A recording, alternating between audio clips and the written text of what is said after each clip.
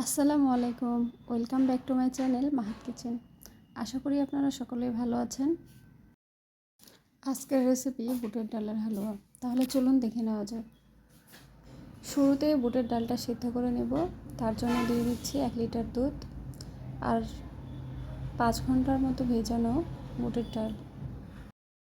Medium to low হিটে এটাকে সিদ্ধ করে নেব। চাইলে আপনারা প্রেসারে দিতে পারেন, তবে সেখানে দুধটা স্কিপ করতে হবে। দুধ দিয়ে প্রেসারে সিদ্ধ করা যায় না, সেখানে পানি ইউজ করতে হবে, তবে টেস্টের একটু হেরফের হবে।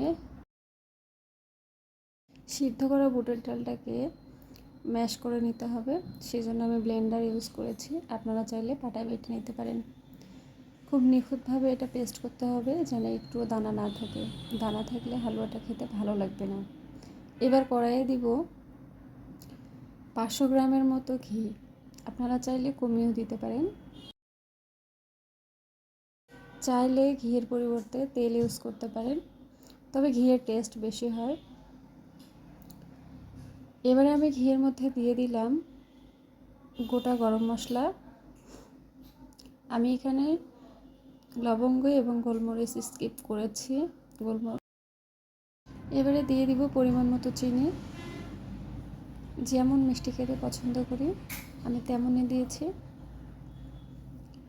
এবার এটাকে কনস্ট্যান্ট নাড়তে হবে, কোনোভাবেই নাড়ানো থামা যাবে না। থামালে এটা নিচে লেগে যেতে পারে এবং এর পুরো 1 ঘন্টা নষ্ট হয়ে যেতে পারে। এটাকে রান্না করার পরে এটা রেডি হয়ে গেছে। কিছুটা আঠালো এবং কড়াই থেকে উঠে আসবে, তেল বের হবে। যে ঘিটা আমরা ইউজ করেছি সেটা বের হয়ে আসবে। সেটা ঠান্ডা করার পরে আমি একটা প্লেটে ঢেলে নিয়েছি, নিয়ে এটাকে সমান করে রেখে দিয়েছি। এবার আমি এটাকে পছন্দ মতো সাইজে কেটে নিচ্ছি। আমি এখানে দুরকমভাবে কেটে নিয়েছি, দুরকমভাবে ডেকোরেশন করেছি। এখানে একটাতে আমি বাদাম কুচি করে দিয়েছি, আরেকটাতে গোটা বাদামই ইউজ করেছি। আমি দুরকমভাবে দেখিয়ে দিচ্ছি কিভাবে আমি ডেকোরেশনটা করেছি।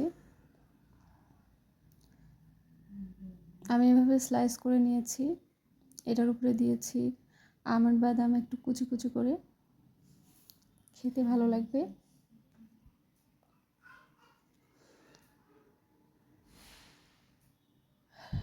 আর একটাতে আমি দিয়েছি একটা আমন্ড বাদামকে 2 টুকরা করে, সেটাকে আমি বসিয়ে দিয়েছি এবং এই পিসগুলোকে আমি স্কোয়ার সাইজ করেছি।